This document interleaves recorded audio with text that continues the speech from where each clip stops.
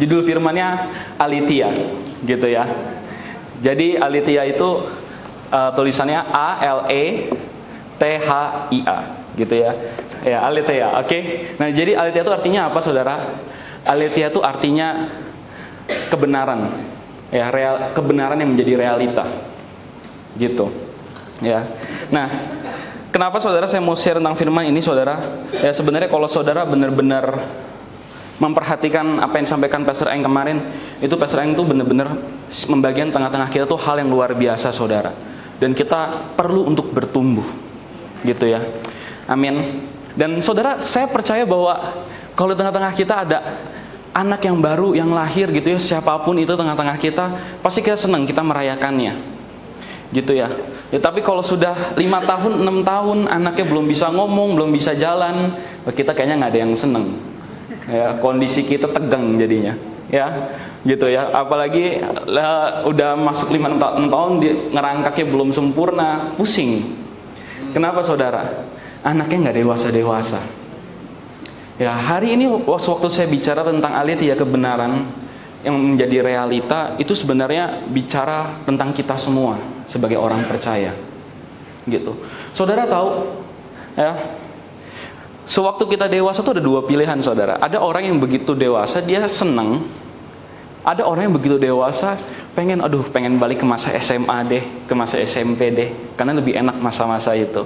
Saudara tahu, kalau kita udah di fase yang kuliah, sudah mulai bekerja, terus kita nggak menikmati hidup kita, malah kita pengen mundur dan balik ke masa lalu kita, sebenarnya ada yang salah sama kita, karena kita nggak dewasa. Ya, hari ini kalau saya ditanya insan pengen mundur nggak?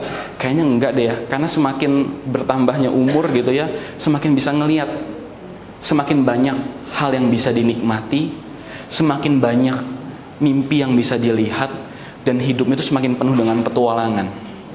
Selalu ada aja hal yang baru. Jadi dewasa itu enak, saudara, gitu. Justru nggak enak kalau kita terus-menerus jadi anak yang kecil, gitu. Hanya orang-orang yang dewasa secara rohani, saudara, orang-orang yang hidupnya puas dan bisa menikmati musim demi musim yang Tuhan berikan. Seorang anak yang muda rohani, dia nggak ngerti musimnya Tuhan. Karena mengerti musimnya Tuhan itu perlu kedewasaan, perlu waktu, gitu. Jadi saudara, hari ini saudara, saya mau ngajak saudara, mari kita buka hati kita, kita rendahkan hati kita di hadapan Tuhan. Mari kita bertumbuh, saudara. Ya, kita di sini, ya, jemaat kita di sini sudah ada kurang lebih 20 tahun, gitu ya. Bahkan di sini beberapa dari saudara sudah berjemaat mungkin sekitar 5 tahun atau bahkan lebih. Ya, ini saatnya untuk kita bertumbuh, saudara. Buat saya, untuk membangun dasar, untuk melewati fase muda rohani, itu cuma perlu waktu 2-3 tahun. Itu kalau orang hatinya mau. Jadi kalau sudah 5 tahun, itu sudah menjadi fase di mana sudah mulai menikmati janji dan sudah mulai menikmati kemenangan-kemenangan yang dari Tuhan. Amin. Mari kita buka, saudara, dalam Ibrani 5 ayat 11-14, saudara. Tentang hal itu, banyak yang harus kami katakan, tetapi yang sukar untuk dijelaskan, karena kamu telah lamban dalam mendengar. Oke, sebab sekalipun kamu ditinjau dari sudut waktu, sudah seharusnya menjadi pengajar, kamu masih perlu lagi diajarkan asas-asas pokok dari pernyataan Allah. Dan kamu masih memerlukan susu, bukan makanan keras. Ayat 13, sebab barang siapa masih memerlukan susu, ia tidak memahami ajaran tentang kebenaran, sebab ia adalah anak kecil. Tetapi makanan keras adalah untuk orang-orang dewasa yang karena mempunyai panca indera yang terlatih untuk membedakan yang baik daripada yang jahat. Amin. Ya, saudara, ya, ini kalau kita ngelihat dari 11-14, yang jadi masalah di sini adalah satu. Paulus berjumpa sama orang-orang Ibrani, sama jemaat di sana. Dia pengen ngomong, Paulus kayak pengen ngajak, yuk saya mau ngomong sesuatu yang lebih advance, saya mau ngomong sesuatu yang lebih serius. Saya ini mau ngomong kasarnya seperti seorang bapak. Nah, kalau kamu ingin jadi kaya gitu ya, uang itu gak cuma sekedar ditabung, kamu harus berani dan mulai berusaha. Tapi susah kita sebagai orang tua ngajarin seseorang berusaha, tapi gak bisa ngontrol uang. nabung aja nggak bisa. Yang cuma masuk uang, taruh simpen aja nggak bisa. Gimana mau ngajarin bisnis? Yang uangnya masuk, diolah, dikeluarin lagi, masuk lagi, susah. Nggak bisa bertumbuh. Jadi nih kasusnya tuh ada di ayat 12, ya, gitu. Ya sebab sekalipun kamu ditinjau dari sudut waktu, sudah seharusnya menjadi pengajar. Gitu. Seharusnya nih kamu nih sudah jadi pengajar. Gitu. Kenapa saya nggak bisa ngomong lebih banyak daripada kamu? Saudara bisa bayangin, saudara, sudah lama ikut ke gereja, seharusnya sudah bisa membagikan firman menjadi berkat, bisa mengajar bagi banyak orang, tapi nggak bisa. Kenapa? Karena dia bilang, saya masih harus ngasih susu sama kamu. Saudara tahu, ya, saya kalau orang datang sama saya, saudara, sharing gitu atau konsol, saya selalu lihat. Kalau orang ini bayi rohani, saudara, ya saya akan bilang, saya ajak makan, kasarnya tepuk-tepuk, saya ngomong, kamu perlu deh ngampunin dia. Harus dirayu untuk ngampunin orang. Saudara tahu, salah satu hal yang paling membuat kita susah untuk bertumbuh, itu kalau hati kita nggak benar. Hatinya bebal. Orang bodoh itu bisa dipakai Tuhan, kalau bebal, susahnya. Nggak ketulungan itu. Ya karena firman Tuhan sendiri bilang, ya yang bodoh bagi dunia, yang lemah yang dia pakai. Gitu. Tapi kalau bebal itu lain lagi ceritanya. Gitu. Saudara, kita dalam dunia, ya kita mungkin nggak dapat kesempatan sekolah yang baik, kita nggak pinter, kita bisa dibilang bodoh dalam pengetahuan, tapi jangan bebal. Kalau udah bebal itu, aduh, tidak terselamatkan. Nah, jadi saudara, orang yang muda rohani ini, ya kalau misalkan diajarin untuk mengampuni, itu harus dirayu dulu, dikunjungin gitu. Orang yang sudah berjalan praktek firman Tuhan, itu kalau saya ngomong, kamu perlu ngampunin, saya bisa. Kamu perlu ngampunin lah. Kalau nggak, kamu nggak bisa bertumbuh. Saya kan ngomong begitu. Tapi kalau sama orang yang dewasa rohani, orang yang sudah levelnya memimpin gitu ya, saya akan bilang, kamu tahu nggak? Tuhan tuh mau pakai kamu luar biasa. Jangan berhenti gara-gara satu orang. Jangan kamu gagalkan rencana Tuhan dalam hidup kamu gara-gara satu orang. Saya selalu ngomong itu. 3 hal ini kenyataan yang ada di tengah-tengah kita. Karena ada orang yang terus-menerus setia. Dia nggak ada masalah. Datang ke cell group, datang beribadah, tapi nggak pernah bertumbuh. Di dalam kepalanya itu punya pola sendiri. Dengar firman, datang duduk, tapi dia punya pola sendiri, punya caranya sendiri. Nanti hari ini saudara, saya akan bagian sama saudara. Kenapa saudara? Karena ini sangat-sangat urgent. Karena kemarin waktu pastor yang sampaikan, gitu ya, seharusnya kita kalau menyembah Tuhan tuh udah nggak disuruh-suruh lagi, sudah nggak diajak-ajak lagi. Memang betul sih. Saudara, gini aja deh, kita ngomong aja.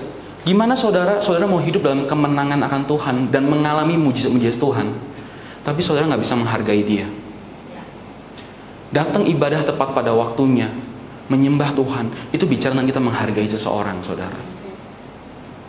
Saya ngomong serius, saudara, karena ini sudah masuknya, sudah ke musimnya.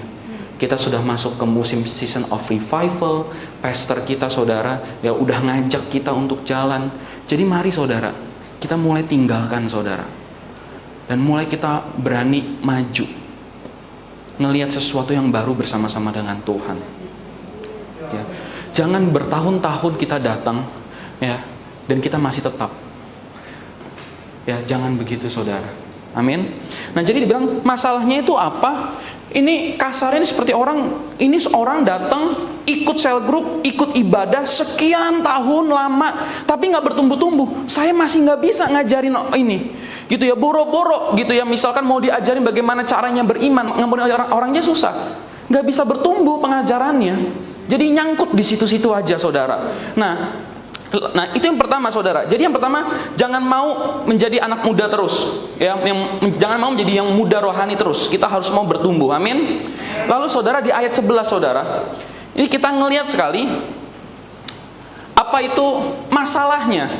Gitu ya. Tentang hal itu banyak yang harus kami katakan, tetapi dengan sukar dijelaskan karena kamu telah lamban dalam mendengar. Saudara tahu, hari ini saudara, semua jemaat semen datang hari ini duduk di kursi dengar firman. Kenyataannya tidak semua orang mendengar. Ada yang datang, duduk, bahkan fokusnya terpecah sama yang lain, dan dia tidak mendengar. Selain kepahitan saudara, hati yang sulit mengampuni, ya. Kenapa seseorang susah untuk bertumbuh? Karena lamban dalam mendengar. Padahal kupingnya sama, dua semua. Tapi ada yang gak mau dengar, atau yang lewat aja. Langkah pertama saudara, kalau kita mau menjadi dewasa saudara, ketika kita tahu firman Tuhan, kita catat, kita renungin.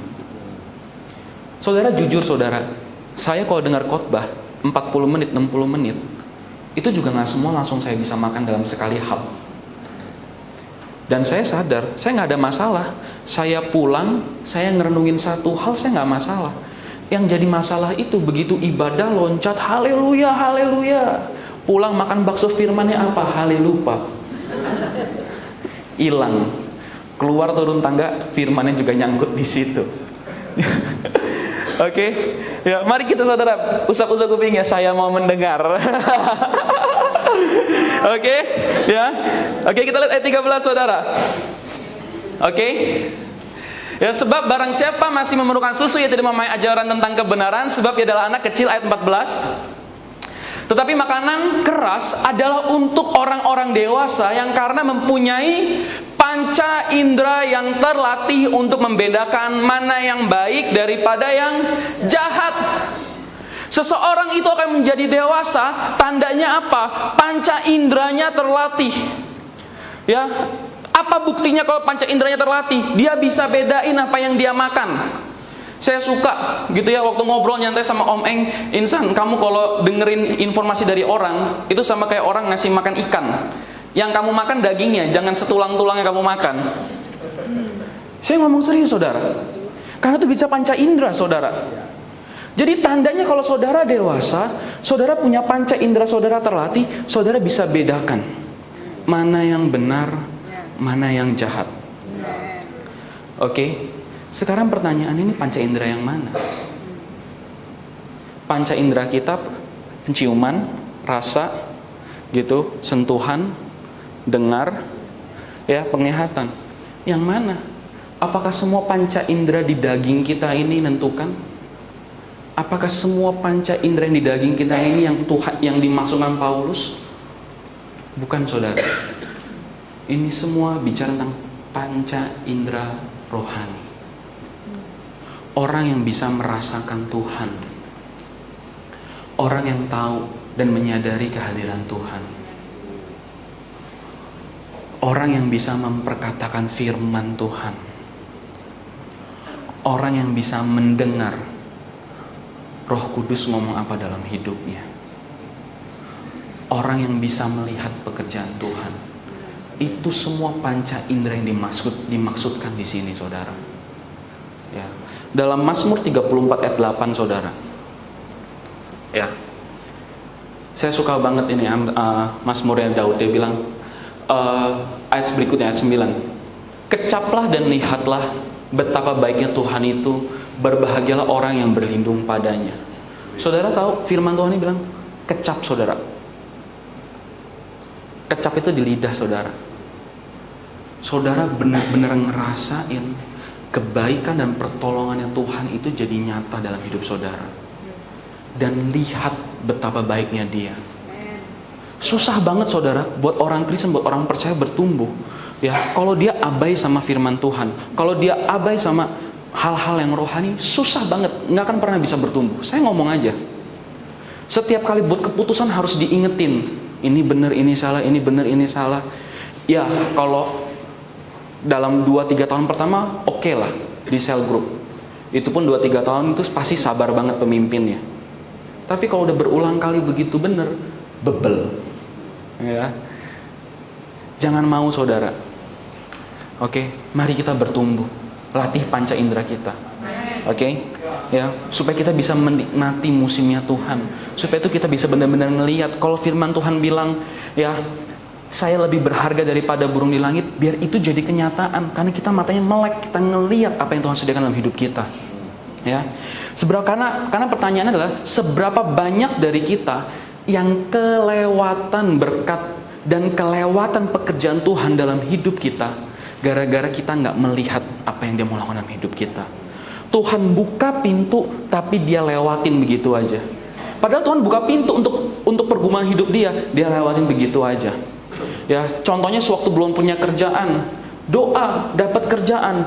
Waktu dapat kerjaan, ini bukan passion saya, dilewatin. Ya, dalam hati saya ngomong, ya kamu itu mau cari passion atau mau cari makan? Kalau nggak punya kerjaan, kita pikirin kita cari makan dulu. Tuhan kasih bukain pintu buat kerja, dilewatin, bukan passionnya. Tapi dalam beberapa hal kita harus bisa ngelihat, saudara, yang susah itu udah, ya ketika yang susah, saudara, kalau kita terus-menerus menolak untuk bertumbuh dewasa, yang susah kalau kita menolak untuk mendengar dan memilih lambang dalam mendengar, hidup kita udah kepepet, udah ke pojok, udah nggak punya pilihan. Tuhan bukan pintu pun dia nggak bisa ngelihat. Sengsara banget, saudara. Serius saya ngomong, gitu ya. Ya, saudara harus tahu, saudara, ya, pertempuran kita berikutnya kalau kita tuh mau bertumbuh, karena di dunia ini ada banyak sekali, saudara, cara kerja dan sistemnya. Ya, saudara, kalau ngeliat mimbar ini, saudara, anggap mimbar ini batas untuk saya mengenal Tuhan. Saya menerima Yesus sebagai juru selamat, saya pindah ke area yang baru. Ya, tapi jadi di sini, saudara, ini bicara tentang dunia saya yang lama, bicara dunia pada umumnya. Saudara tahu dunia pada umumnya itu punya sistem. Kenapa, saudara? Ya, karena banyak sekali orang-orang dan iblis, dan firman Tuhan bilang dunia bisa isinya itu telah diserahkan kepada si jahat, saudara. Jadi semua dunia itu di sini tuh menjadi jahat. Apa yang terjadi sama insan waktu insan memilih untuk menerima Tuhan menjadi juru selamat? Insan ini pindah. Saya ini pindah ke dalam kerajaan terang. Oke, di dalam 1 Petrus 2 ayat 9-10, saudara catat aja, ya, nggak perlu dibuka. Katakan, dia telah, hai kamu jemaat yang kudus, aku telah memilih kamu dan memindahkan kamu dari gelap kepada terangnya yang ajaib. Saudara harus tahu, hal pertama yang saudara harus tahu kalau saudara mau bertumbuh, di dalam hati saya, di dalam hati saudara, di dalam hati kita semua, secara roh kita ini berbeda. Kita pindah dari yang gelap kepada yang terang. Yang jadi masalah, kenapa orang Kristen, kenapa orang percaya hidupnya nggak pernah berkemenangan, tidak pernah menjadi dewasa? Karena dia ngalamin Tuhan, dia pilih terima Tuhan, tapi dia nggak hidup di sini. Hidupnya mundur di sini. Hidup yang di sini tuh gimana? Ya kerja kalau mau promosi, jilat terus bosnya, sampai becek, sampai basah, sampai kayak mandi. Pokoknya jilat apa yang bisa dijilat, dijilat. Yang penting bos senang. Kalau kerja, ya prinsipnya ABS, asal bapak senang. Pokoknya bos ngomong, saya lakuin, selesai. Bos pasti cinta sama saya. Ya, kalau kita ke sekolah, ya nyontek iya, copy paste iya. Zaman sekarang, ya AI-nya dipakai, soalnya di copy paste di internet, paste AI suruh jawab, tapi nggak pernah dipelajarin, nggak pernah ngerti apa-apa. Yang penting guru senang, papa mama senang. Ini sistem di sini, saudara. Bisnis kalau mau lancar, ya harus tektokan. Saya nggak masalah, saudara. Saudara punya proyek saudara berhasil, saudara kasih tips. Saya nggak masalah, saya jujur. Tapi kalau ngasih uang dulu, terus ngomong menangin tender saya, itu lain lagi ceritanya, saudara. Saudara kerjanya di sini. Apalagi udah janji nih, saya kasih segini nih, yang penting masuk. Wah, itu di sini, saudara. Saudara operasinya di sini. Dan ketika saudara terus-menerus, saudara menjadi ciptaan yang baru, orang yang diselamatkan, tapi saudara beroperasinya di sini, saudara tidak akan pernah mengalami kemenangan yang di sana. Itu sebabnya nanti saudara mulai ngomong, banyak orang di sana ngomong, ikut Tuhan lebih susah, ikut Tuhan gak diberkatin. Saya ngelihat sekali dalam hidup saya, sepanjang hidup saya ngelihat banget bagaimana Tuhan angkat hidup saya. Gitu. Memang ikut Tuhan punya pilihan dan gak gampang, tapi Tuhan gak abai dalam hidup saya. Gitu. Jadi saudara, hal yang pertama untuk melatih panca indera, kita harus biasa di sini. Kalau masih muda rohani, kebenaran firman apa kamu tahu, lakukan, lama-lama bertumbuh. Jangan sudah lahir baru tapi hidupnya di sini terus, saudara. Udah lahir baru ngalamin Tuhan, mimpinya di ibadah loncat, teriak, Tuhan pakai saya, utus saya, ya, ke luar negeri, ke negeri yang lain. Masuk sekolah ngelihat cowok atau cewek ganteng dikit, cakep dikit, langsung jatuh cinta. Ya, susah saudara. Pacaran asal-asalan tuh dimensinya di sini. Dimensi sebelum kenal Tuhan. Tapi kalau mau punya courtship, membangun rumah tangga yang serius tuh dimensinya di sini. Dan saudara tahu apa yang saya suka ikut Tuhan? Ikut Tuhan itu pastinya luar biasa. Saudara kalau sudah ngalamin Tuhan, lahir baru, saudara ikut Tuhan, ngelakuin firman Tuhan aja pelan-pelan. Saudara, saya nikah umur 28 gitu ya saudara ya. Umur 21, umur 18 SMA juga udah suka orang. Gitu kan, suka tapi cuma bisa memandang dari jauh, dideketin takut guanya juga baper, nanti guanya yang nembak gitu kan. Sekarang begitu ya, tiba-tiba chat-chatan deket, malam dikit bilang iya sayang, padahal temen gitu ngomong, suka begitu gitu ya. Ya jadi buat sister itu adalah salah satu jurus buaya darat yang sekarang yang terbaru ya gitu, ada aja gitu, tiba-tiba nyelup aja masuk gitu, enggak kok sayang gitu, padahal cuma nanya tugas, iya sayang, mulutnya itu ya ampun pengen tak kepang rasanya. Saudara kalau hidup kita kayak gitu, terutama yang muda-muda ya, hidupnya kamu anak muda, tahu kebenaran firman Tuhan tapi operasinya di sini terus, kamu nggak akan ngalamin kemenangan gitu. Koesan juga ngalamin kok sulitnya. Umur 18 tahun juga udah suka sama orang kok. Manusia biasa. Gitu. SMA kelas 1 juga udah suka sama orang. Iyalah, normal lah. Tapi apa yang saya lakukan? Firman Tuhan bilang, insan hidup kekristenan tuh gak bisa pacaran sembarangan. Bukan untuk have fun, bukan untuk penyemangat. Gitu. Tapi kita tuh mau serius sama Tuhan. Dan saya ngalamin saudara, saya ngelihat bagaimana pada akhirnya ya Tuhan sediakan. Gitu. Saya ngomong saudara, saya ketemu Jason itu penyediaan Tuhan saudara. Ya, ngelihatnya aja kan enak gitu kan ya. Kemarin Yud bilang, oh, sisain satu deh yang kayak kok insan, sisain satu deh yang kayak Ci Jesslyn. Hey, mau disisain satu, hidup kamu diprosesnya berapa tahun? Dari 15 ke 28, 13 tahun. Dan tetap setia sama panggilan Tuhan dan ngelihat. Saudara harus bisa ngelihat itu saudara. Ikut Tuhan tuh pasti. Dan itu terjadi di alam rohani saudara. Cuma kadang kita gak sabar, pengennya kelihatan aja langsung. Pengennya kelihatan. Amin. Ya. Dalam 2 Korintus 5 ayat 17 saudara. Jadi siapa yang ada di dalam Kristus, ia adalah ciptaan baru. Yang lama sudah berlalu, sesungguhnya yang baru sudah datang. Amin. Saudara, ya, siapa yang dalam Kristus ia ciptaan baru. Kalau insan belum kenal Tuhan, insan hidupnya di sini, bermain di sini, dimensinya di sini, alam yang dipikirin di sini. Semua nggak ada pengharapan. Waduh, besok ujian gimana caranya supaya dapat ini ya? Tembak, cari jawaban, beli soal, tanya teman sekelas sebelahnya, ujiannya soalnya apa? Gitu, soal online, wah kerjain semua nyontek. Dapat pacar, waduh semua teman-teman gue pacaran, gue juga mau pacaran. Semua di sini. Tapi begitu terima Tuhan saudara, firman Tuhan katakan, ya, sesungguhnya yang baru sudah datang. Orang yang dalam Tuhan tuh baru. Itu baru bukan cuma sekedar rohnya saudara. Baru berserta dengan dunianya, dimensinya, sistemnya, dan cara kerjanya. Barunya tuh begitu saudara. Ini yang sering jadi masalah buat kita semua orang percaya.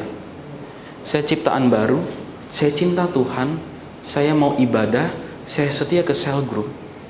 Tapi begitu ngelihat ujian, rasa khawatirnya nggak ada beda sama waktu saya di sini. Rasa dorongan pengen nyonteknya nggak ada bedanya. Pengennya shortcut. potong jalan cepat. Ini yang jadi masalah buat kita semua, saudara.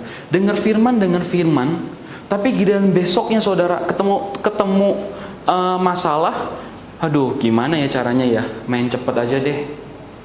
Dosen janjian untuk bimbingan nggak ketemu, udah deh mulai bayar.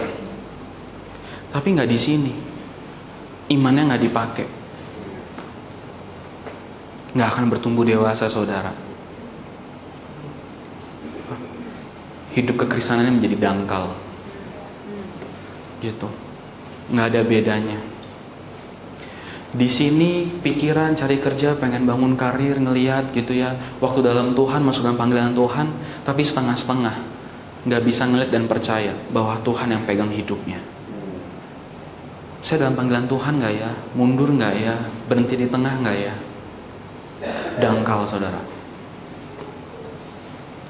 Yang ini yang selalu menjadi masalah. Dan hari ini saya mau ngomong, terutama saudara yang masih muda, saudara, yang masih SMA, masih kuliah. Saya kasih tahu saudara punya kesempatan untuk membangun hidup saya, untuk membangun hidup saudara. Dan ketika saudara bangun hidup saudara, hasilnya itu sama nyatanya. Kalau saudara sekolah belajar, saudara dapat nilai bagus, demikian juga saudara ikut Tuhan. Masa depan saudara itu aman. Masa depan saudara itu aman. Jangan main-main aja ikut Tuhan ya. Kalau main-main repot, Tuhan juga bingung. Ya, ini orang atau kodok, kanan kiri loncatnya maju mundur kemana-mana, gitu. Ya, Sabtu Minggu sangat rohani, Senin sampai Jumat nggak kelihatan imannya sama sekali. Apa? Roh halus. Ya. Sabtu Minggu rohani, Senin sampai Jumat roh halus. Karena hidupnya nggak pernah ngalamin realitanya, saudara ya. Nah, jadi ini ketika semua ini jadi baru, semua sistemnya ini baru, saudara, ini harus dibuang, diganti semua. Ganti ke sini, saudara. Gitu. Ya, Tuhan bilang, kamu bilang hati-hati sama ragi. Saudara tahu ragi itu apa? Ragi itu bener-bener nggak kelihatan, tahu-tahu ngembang aja, pengaruh aja. Hati-hati, udah hidupnya bilangnya terima Tuhan, lahir baru, tapi cara pikirnya tuh nggak dirubahkan. Cara pikirnya di sini. Harusnya ditarik ke sini cara pikirnya. Amin, saudara. Ya. Di dalam Yohanes 8, saudara, ayat 31 sampai 32. Ya. Maka katanya kepada orang-orang Yahudi yang percaya kepadanya, jikalau kamu tetap dalam firman-Ku, kamu benar-benar adalah murid-Ku. Dan kamu akan mengetahui kebenaran, dan kebenaran itu akan memerdekakan kamu. Amin. Jadi di ayat ke-32 ini, saudara, bahasa asli kebenaran inilah yang dalam bahasa aslinya bunyinya aletheia. Ini. Jadi arti kata kebenaran di sini itu artinya adalah aletheia. Apa itu, saudara? Kebenaran yang great kebenarannya, level kebenarannya itu yang benar-benar diakuin Tuhan di hadapan manusia, ya, dan di dalam kenyataan. Jadi saudara bisa bayangin ayat 31, ya, maka katanya kepada orang-orang Yahudi yang percaya kepadanya, jikalau kamu tetap dalam firman-Ku. Kalau kamu datang dan masuk di dalam firman-Ku, kamu adalah murid-Ku. Waktu kamu masuk ke dalam firman-Nya Tuhan, firman Tuhan itu seperti sesuatu yang akan melingkupi kamu. Firman Tuhan itu akan menjadi suatu realita yang baru dalam hidup kamu, dan kamu akan mengalami kemerdekaan di sana. Arti kata merdeka itu benar-benar hal yang radikal. Kenapa? Karena arti kata merdeka itu 180 derajat, saudara. Dari budak, saudara jadi orang yang dibebaskan. Dari yang terikat tidak punya pilihan, saudara bebas untuk memilih. Kenapa orang Kristen tidak bisa dewasa? Dengar firman, tapi nggak pernah tinggal di dalam firman. Dengar firman, dengar kebenaran, tapi tidak pernah membiarkan kebenaran itu menjadi kenyataan dalam hidupnya. Dengar firman, Firman Tuhan katakan jangan khawatir, tapi nggak pernah serahkan rasa khawatirnya sama Tuhan. Besok pagi bangun, hidupnya tetap rasa khawatirnya sama. Dan lebih celakanya, rasa khawatirnya nggak beda sama orang yang nggak punya Tuhan. Karena beroperasinya di sini, di dimensi masa lalu. Cara pikirnya nggak pernah berubah. Itu artinya aletheia, saudara. Orang, maksudnya kebenaran yang benar-benar menjadi kenyataan. Hari ini saudara, ya waktu saya bagi firman saudara, mari kita jangan lewatkan ini saudara. Gitu. Mari kita catat sesuatu, renungkan. Sewaktu kita pulang, sewaktu di cell group, itu menjadi sesuatu yang kita makan saudara. Gitu. Ya, saya ngomong ini benar-benar dasar saudara. Tanpa ini semua kita nggak bisa melangkah. Gitu. Capek aja nanti. Saya kasih tahu saudara, ikut Tuhan, tapi kalau nggak mau masuk dalam firman Tuhan sungguh-sungguh, capek.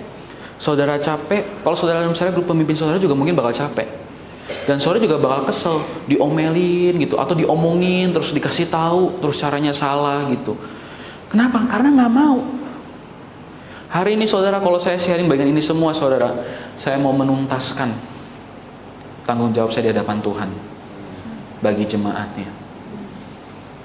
Ya, sebagai pemimpin, salah satu pemimpin di tengah-tengah ini saudara, saya mau menyelesaikan bagian yang Tuhan kasih dan Tuhan percayakan.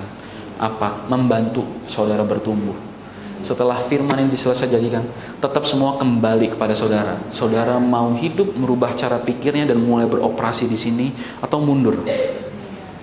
Kalau saudara masih mau di sini, sorry saudara, jangan ngomong banyak tentang season of revival.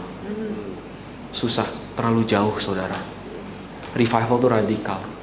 Kalau hidup dengan firman Tuhan aja nggak bisa, wah, susah, sia-sia. Amin. Dan saudara harus tahu saudara, ya, Tuhan tidak pernah sekalipun berbohong. Amin. Tuhan tidak pernah berbohong. Alkitab yang saudara punya di rumah, Alkitab yang saudara punya di handphone saudara, itu adalah perkataannya Tuhan. Dan Allah tidak pernah berbohong, Allah tidak pernah mengingkari janjinya. Kalau saudara baca dalam Alkitab saudara dan saudara dapat suatu kebenaran, saudara dibukakan dengan kebenaran itu, masuk ke dalam realita itu saudara. Hidup di dalam kebenaran itu. Jangan keluar. Hidup di dalam situ saudara. Supaya suatu saat saudara bisa ngomong, saya mengecap dan melihat kebaikan Tuhan dalam hidup saya. Saudara, waktu tadi kita nyanyi lagu Jehovah Manifest Himself gitu ya.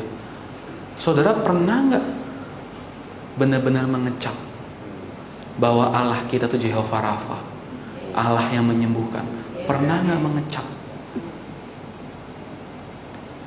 Kalau saudara bilang Jehovah Jireh, pernah nggak saudara ngecap dan melihat bahwa Dia benar-benar campur tangan dalam hidup saudara?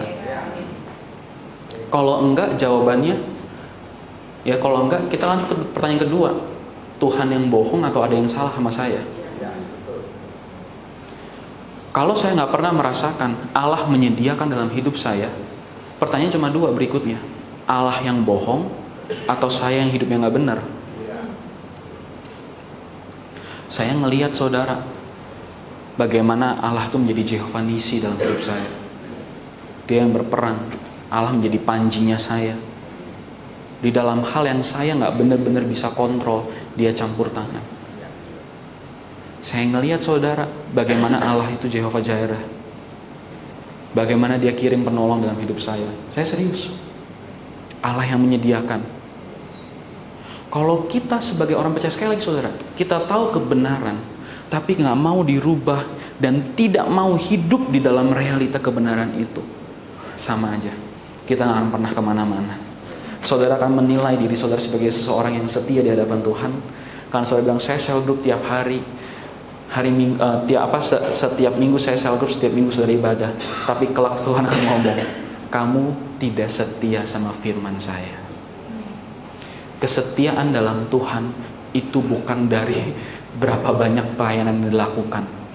firman-Nya itu dikerjakan nggak? Pelayanan itu cuma buah. Tapi balik lagi, banyak dan ada aja orang Kristen yang lihat gitu kalau pelayanan itu segalanya. Dan mulai berpikir saya setia, tapi kelak nanti kamu pelayanan bukan sebagai buah karena kamu tahu kebenaran firman Tuhan, tapi karena kamu mau lakukan sesuatu.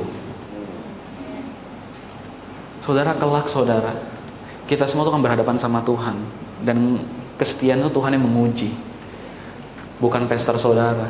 Karena pastor saudara pun juga bakal diuji. Kelak insan juga datang sama Tuhan ngomong, "Insan, kamu setia nggak dengan kebenaran yang saya bukakan sama kamu? Kamu sampaikan ke jemaat nggak?" Kalau saya akan berani ngomong, saya sampaikan Tuhan ke jemaat. Tapi sama jemaat Tuhan mungkin akan tanya, kamu jemaat, kamu lakukan firman saya nggak? Kamu benar-benar hidup dan beroperasi dalam kebenaran yang saya janjikan nggak? Di sini saudara, kalau kita kerja nggak punya pengharapan, ini sistemnya. Sebenarnya saya bilang tadi, jilat sana sini. Tapi di sini saudara, firman Tuhan dimensinya, kita kerja extra mile. Di sini saudara takut, saudara khawatir. Di sini kita kalau takut ngalamin sesuatu, kita pakai iman kita. Mari saudara kita bertumbuh saudara. Ini awal yang baik buat kita semua. Tahun yang baru. Tahun yang baru untuk membuat suatu komitmen yang baru. Atau bahkan saudara perlu memperbarui komitmen saudara bersama dengan Tuhan. This is the time. Ini waktunya saudara. Gitu ya. Di dalam 1 Korintus 1 ayat 27-29. Tetapi apa yang bodoh bagi dunia dipilih Allah untuk memalukan orang-orang yang berhikmat, dan apa yang lemah bagi dunia dipilih Allah untuk memalukan apa yang kuat. Dan apa yang tidak terpandang dan yang hina bagi dunia dipilih Allah, bahkan apa yang tidak berarti dipilih, bahkan apa yang tidak berarti dipilih Allah untuk meniadakan apa yang berarti. Saudara harus tahu saudara, saya suka benar firman ini. Artinya apa? Kalau mau dipakai sama Tuhan, siapapun dan apapun kondisi kita, Allah siap pakai. Kita mau ngomong, saya nggak pintar ngomong Tuhan, saya bodoh. Allah akan pakai kita. Saya lemah Tuhan, saya nggak kuat. Allah mau pakai saya. Cuma pertanyaannya, mau nggak ini dirubah? Mau nggak masuk ke dalam dimensinya dia? Dan membiarkan Allah campur tangan dan bekerja dalam hidup saya. Yang jadi masalah bagi orang percaya, ya, orang percaya itu tahu hidupnya dalam anugerah, tapi nggak pernah benar-benar tinggal dalam anugerah. Selalu tahu saya adalah anak bagi Allah, tapi nggak pernah punya postur sebagai seorang anak. Nggak pernah mengambil posisi bahwa saya adalah anaknya Allah. Itu yang jadi masalah. Ketika saya tahu gitu ya, bahwa saya anugerah, kadang berhenti, udah gitu aja, anugerah saya diselamatkan, semua anugerah, kasih karunia, stop. Tapi nggak pernah melangkah lebih dalam ke suatu realita. Anugerah itu saudara, itu level 1. Level keduanya, Tuhan mau kita tahu bahwa kita semua itu adalah anaknya. Melangkah masuk saudara, menjadi seorang anak. Taunya anugerah, tapi nggak pernah kenal sebagai anak. Nggak pernah kenal sebagai anak, nggak pernah kenal identitas dari Allah Bapa di surga. Bagi setiap kita orang percaya, hidupnya apa? Pusing. Pusingnya apa? Mikirin yang di luar. Bukannya puas dengan apa yang Allah katakan bahwa insan kamu adalah anakku yang dikasihi di dalam hati, tapi pusing mikirin di luar. Orang suka nggak yang ngelihat saya? Mundur hidupnya. Saya kalau pakai baju ini ada yang komplain nggak ya? Saya kalau begini orang suka nggak ya? Nggak pernah beroperasi, nggak pernah masuk ke dalam dimensi realita kebenarannya Allah dalam hidupnya. Hidupnya nggak beda sama orang Farisi. Tahu saudara hidupnya orang Farisi itu gimana saudara? Ya, dalam Lukas 11 ayat 39 sampai 44. Ya. Tetapi Tuhan berkata kepadanya, kamu orang-orang Farisi, kamu membersihkan bagian luar dari cawan dan pinggan, tetapi bagian dalammu penuh rampasan dan kejahatan. Hai orang-orang bodoh, bukankah dia yang menjadikan bagian luar, dia juga menjadikan bagian dalam? Akan tetapi berikanlah isinya sebagai sedekah, dan sesungguhnya semuanya akan menjadi bersih bagimu. Tetapi celakalah kamu, hai orang-orang Farisi, sebab kamu membayar persepuluhan dari selasi, ingu, dan segala jenis sayuran, tetapi kamu mengabaikan keadilan dan kasih Allah. Yang satu harus dilakukan dan yang lain jangan abai. Celakalah kamu, hai orang-orang Farisi, sebab kamu suka duduk terdepan di rumah ibadat dan suka menerima penghormatan di pasar. Celakalah kamu, sebab kamu sama seperti kubur yang tidak memiliki tanda. Orang-orang yang berjalan di atasnya tidak mengetahuinya. Saudara tahu, ya, saudara, ini firman Tuhan. Ini kalau saudara baca di Alkitab, ya, ini Yesus tuh ngomong langsung sama orang Farisi. Dia bilang, kamu semua orang Farisi, celaka banget hidup kamu. Kenapa? Kamu sibuk mikirin yang di luar. Oh ya, thank you. Nih, celaka ya kamu orang Farisi. Sebagai seorang yang tahu firman, orang Farisi tahu firman, saudara. Kamu sibuk pikirin yang di luar. Nih. Kamu bersihin, kamu elap terus bagian luar. Tapi bagian dalamnya kamu gak pernah bersihin. Saudara, ini pakai buat minum air terus, susahnya bakal berjamur, saudara. Dan ini firman Tuhan ngomong. Maksudnya apa sih? Kamu tuh tahu firman, ya, dibersihin bagian luar itu apa sih? Datang ke gereja rajin, kalau berdoa di tengah pasar, terlihat sama orang tuh rohani, itu bagian. Itu firman Tuhan bilang tentang orang Farisi. Bagian depannya dipoles terus, tapi bagian dalamnya hidupnya gak pernah benar-benar sesuai dengan firman Tuhan. Kalau ngasih persembahan diliatin sama orang lain. Ya, firman Tuhan begitu kan? Gitu. Tapi bagian dalamnya dia nggak pernah pikirin. Celaka, saudara. Hidup orang Kristen yang nggak pernah masuk dalam firman Tuhan dan nggak pernah melakukan, nggak lebih baik dari kehidupan orang Farisi yang dipoles terus bagian luar, bagian dalamnya enggak. Dan Tuhan bilang, ya, kasih semua, sama isi-isinya tuh dikasih. Jadi kalau hidup ikut Tuhan, itu serius, masuk semua. Dan saya mau ngomong sekali juga buat anak muda. Saudara tahu, setiap keputusan kecil yang kamu sebagai anak-anak muda lakukan dalam hidup kamu, itu akan berdampak. Jangan pernah kompromi dalam hidup kamu. Semakin lama kamu kompromi, kamu tuh seperti membangun suatu kecelakaan dalam hidup kamu. Kamu bangun musibah. Ikut Tuhan tuh sepasti itu. Kamu ikut Tuhan serius, Tuhan akan jaga. Kalau kamu main-main, kamu akan kena di sini. Jangan kompromi, saudara. Kenapa, saudara? Yang paling susah itu, kalau orang sudah mulai kompromi, itu nggak bisa berhenti. Dan akan sampai level tertentu, ya, ketika orang hidupnya kompromi, dia akan kesulitan untuk berhenti dan mundur. Kenapa? Kenapa sulit? Karena harga yang dibayar terlalu mahal. Sekarang, ya, ambil contoh ya. Sekarang, kalau kamu nggak bangun hidup kamu dengan percaya dan mempersiapkan dirimu untuk menjadi seorang yang layak di hadapan Tuhan, gitu ya, nunggu ya jodohnya nanti, pacaran asal-asalan, kamu dapatnya asal-asalan. Kamu pacaran asal-asalan, setahun 2 tahun masih punya kesempatan untuk bertobat, putus. Udah 3-5 tahun, susah. Waduh, pacaran gue udah kayak nge-DP mobil nih, udah kayak ngangsur mobil nih, masa iya gue udahan. Makin susah, saudara. Gitu. Yang lebih susah lagi, saudara sudah tahu orang yang gak betul, saudara tetap jalan, begitu saudara nikah, wah, saudara cuma ngejerit. Panggilan yang Tuhan taruh karena Tuhan pilih saudara, itu cuma teriak di dalam hati saudara dan ngeraung, gak bisa keluar. Dipanggil untuk jadi hamba Tuhan, hidup punya pacar yang gak seimbang, hidupnya di luar. Ujung-ujungnya tiap hari cuma kerja dan gak pernah puas hidupnya ngalamin Tuhan, gak pernah ngalamin kelimpahannya Tuhan. Dan semua telat, gak bisa mundur. Waktu Daud buat salah, saudara, waktu Daud ngintip Batsheba, kalau dia bisa stop di situ selesai, saudara, gak panjang. Tapi dia kompromi, dia lanjutin, dia undang Batsheba datang.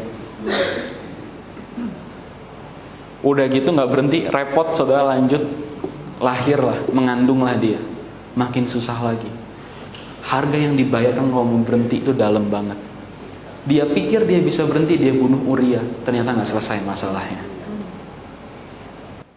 Seberapa banyak saudara orang-orang di luar ini saudara yang hidupnya kompromi, nggak punya kemampuan dan buat berhenti. Dan saya mau ngomong saudara, berapa lama saudara ikut Tuhan? Kalau saudara nggak ngalamin Tuhan, coba kita cek ke dalam. Apakah saya benar-benar dalam hidup saya ini tinggal di dalam realita kebenaran Tuhan? Atau hidup saya itu nggak ada bedanya dengan orang lain? Nggak ada bedanya sama orang Farisi, sama munafiknya. Sorry saudara kalau kasar, tapi ini kenyataan yang firman Tuhan sampaikan.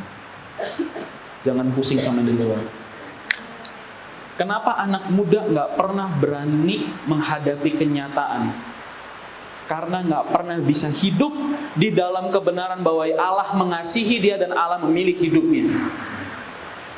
Kenapa anak muda selalu kompromi, pengen nyontek, pengen dapat nilai bagus? Karena dia nggak tahu Allah ngomong apa dan dia nggak tahu Allah mau pakai hidupnya. Yang dipusingin di luar. Saya harus dapat nilai yang bagus meskipun dengan nyontek. Lulus pun juga nggak bisa kerja ujung-ujungnya. Saudara, saya sama Jesslyn ngobrol banyak. Jesslyn kerja di suatu perusahaan. Saya ngelihat, waduh, di kantornya dia 3 bulan, 6 bulan orangnya ganti. Jesslyn salah satu orang yang paling lama, hampir setahun bahkan lebih. Cukup lama loh. Dan saya ngelihat, apa yang terjadi masalahnya? Orangnya nggak bisa kerja.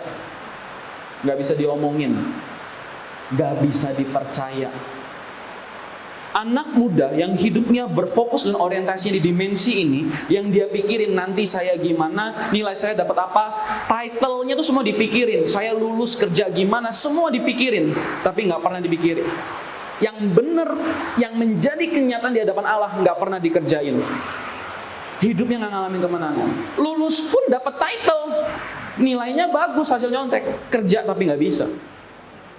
Ujung-ujungnya di sini juga nggak bisa, karena orang dunia kalau mau bayar orang buat kerja juga nyarinya yang bisa kerja.